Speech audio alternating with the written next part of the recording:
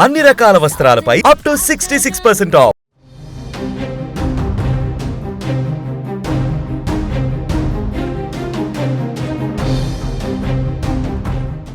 26 ఏళ్లుగా పరారీలో ఉన్న ఆర్థిక నేరస్తురాలు మోనికా కపూర్ను ఎట్టకేలకు అమెరికాలో సిబిఐ అధికారులు కస్టడీలోకి తీసుకున్నారు. భారత్ అమెరికాల మధ్య ఉన్న ద్వైపాక్షిక అప్పగింత ఒప్పందం ప్రకారం న్యూయార్క్లోని డిస్ట్రిక్ట్ కోర్టు ఆమెను భారత్కు అప్పగించడానికి అనుమతి ఇచ్చింది. దీంతో ఎయిర్లైన్స్ విమానంలో ఆమెను అమెరికా నుంచి భారత్కు తీసుకురానున్నారు.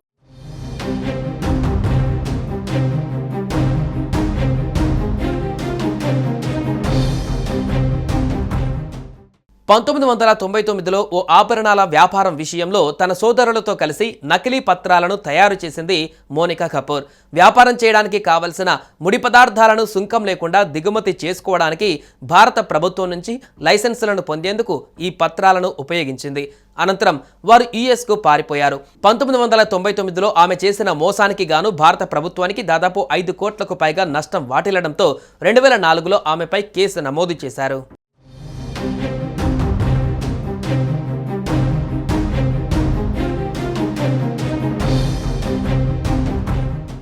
దర్యాప్తునకు హాజరవ్వాలని ఎన్నిసార్లు నోటీసులు పంపినప్పటికీ ఆమె భారత్కు రాకపోవడంతో మోనికా కపూర్ను అప్పగించాలని భారత ప్రభుత్వం 2010లో అమెరికా ప్రభుత్వాన్ని సంప్రదించింది.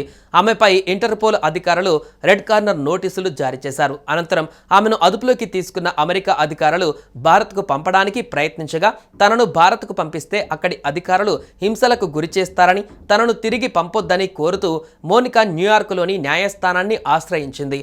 ఆమె పిటిషన్ను కొట్టివేసిన కోర్టు భారత్కు తిరిగి పంపడానికి అధికారులకు అనుమతి ఇవ్వడంతో సిబిఐ అధికారులు ఆమెను కస్టడీలోకి తీసుకున్నారు. మొత్తంగా మోనికా కపూర్ దాఖలు చేసిన పిటిషన్ను కొట్టివేసిన అధికారులు ఎట్టకేలకు సిబిఐ అధికారులకు అప్పగించారు. దీంతో ఆమెను కస్టడీలోకి తీసుకున్న సిబిఐ భారత్కు తరలించి విచారణ చేపట్టనుంది.